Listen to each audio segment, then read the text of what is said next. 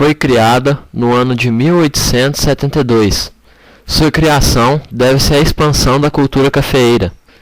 Em 3 de maio de 1873, era concluída a primeira etapa entre Campinas e Jaguariúna, numa distância de 34 quilômetros. 3 meses depois, chegava a Mojimirim, totalizando 41 quilômetros, inaugurado com a presença de Dom Pedro II.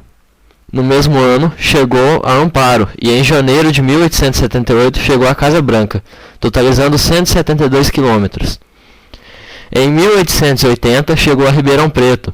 Posteriormente, iniciou a construção em direção ao Triângulo Mineiro e ao sul de Minas. O ramal de Poços de Caldas foi inaugurado em 1886. O Rio Grande foi atingido em 1888 e Franca em 1889. Chegou até Araguari, no Triângulo Mineiro. Ela chegou à região de São Sebastião do Paraíso em 1910, tendo grande importância para a região na produção de café em São Sebastião do Paraíso e Guaxupé. Com o declínio da produção de café e os problemas econômicos originados pela Segunda Guerra Mundial, a Mogiana entrou em dificuldades financeiras e passou a ser estatal em 1952. Em 1957, assumiu a administração das linhas entre São Simão e São Sebastião do Paraíso. E em novembro de 1971, foi incorporada pela FEPASA. Ela chegou a ter 2.000 quilômetros de linhas. O último trecho inaugurado foi o ramal de Passos. A intenção era de se alcançar Goiás e Santos. Ela chegou a abranger todo o oeste paulista, sul de Minas e Triângulo Mineiro, como será mostrado no mapa a seguir.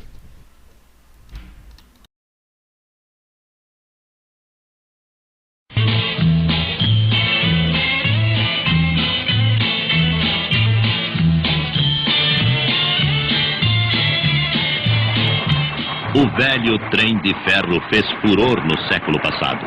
Carro que anda sozinho cuspindo fumaça e faísca.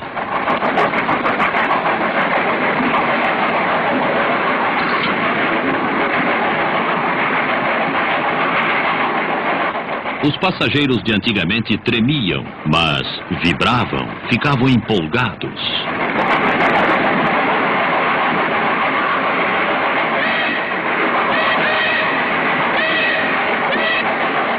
O trem era o chique da época.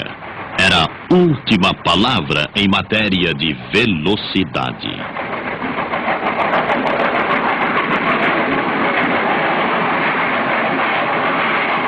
Eis a famosa e centenária Mogiana. O primeiro trecho da estrada foi inaugurado pelo imperador Pedro II.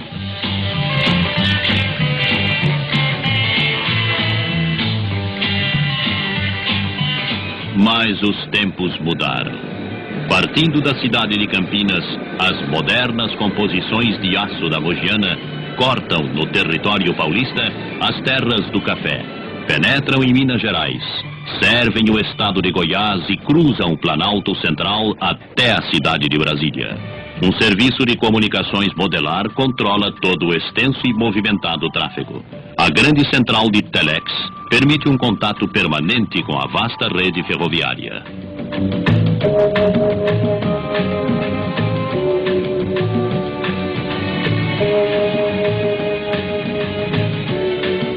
Na cidade de Campinas, a Mogiana mantém laboratórios tecnicamente aparelhados, onde são realizados minuciosos testes e rígidos controles de material rodante.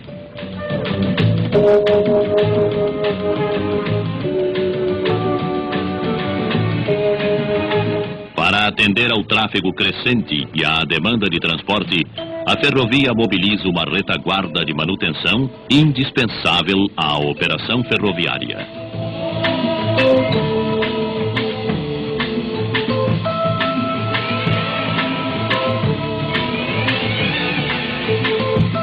Um corpo de técnicos altamente especializados e bem treinados é responsável pela conservação e recuperação de locomotivas, carros e vagões. O 2º Batalhão Ferroviário constrói a variante entre Uberlândia e Araguari. No gigantesco viaduto do Fundão, com 660 metros de comprimento, os trens correrão a 87,5 metros de altura. O famoso Bandeirante circula 2 vezes por semana entre Campinas e Brasília. Com as novas variantes em execução,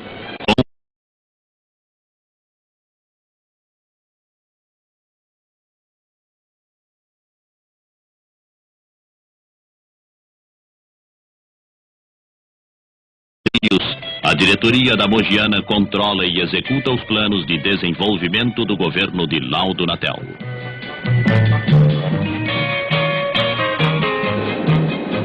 Atravessando o coração do Brasil, avançando sobre trilhos pioneiros, a Mogiana serve cada vez melhor a vasta e rica região que tem como base do seu desenvolvimento o transporte ferroviário.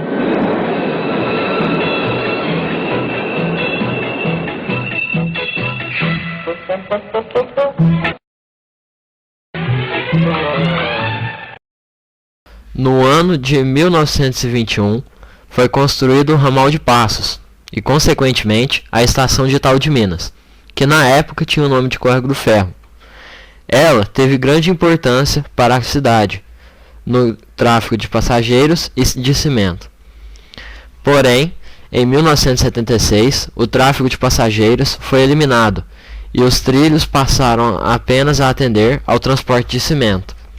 Em 1971, a administração passou a ser da FEPASA e sendo utilizada até o ano de 1998. Em 2001, foi constatado o total abandono da estação.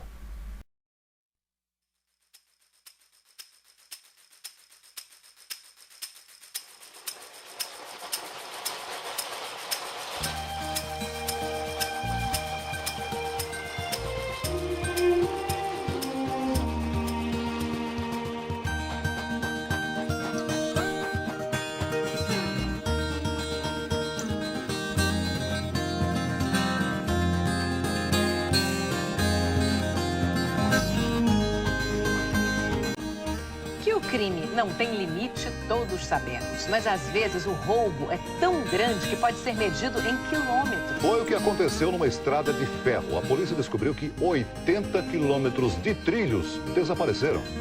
A ferrovia Alta Mogiana, que liga Ribeirão Preto, em São Paulo, a Itaú, no sul de Minas, está desaparecendo. Metade dos 160 quilômetros de trilhos já foram roubados. Em vários trechos, a estrada de ferro precisa ser reconstruída. Foi arrancado com maçarico, tá vendo? Então, se quiser emendar esse trilho, esse aqui não dá mais. E a maioria do trecho está tudo assim. Sem dormentes e trilhos, a malha ferroviária mais parece uma estrada de pedras. Até hoje, ninguém foi punido por destruir o patrimônio federal. Cada tonelada de ferro é vendida em média por R$3.000. Em termos de subestações, você valia aí 180 milhões de reais ou mais. A polícia já sabe que o material roubado da ferrovia é negociado por donos de madeireiras e ferros velhos. Nós temos constatado destruição, escombros, destruição de vagões e locomotivas, de carros e passageiros, de todos os bens da rede ferroviária federal. Isso daí não vai ser mais permitido.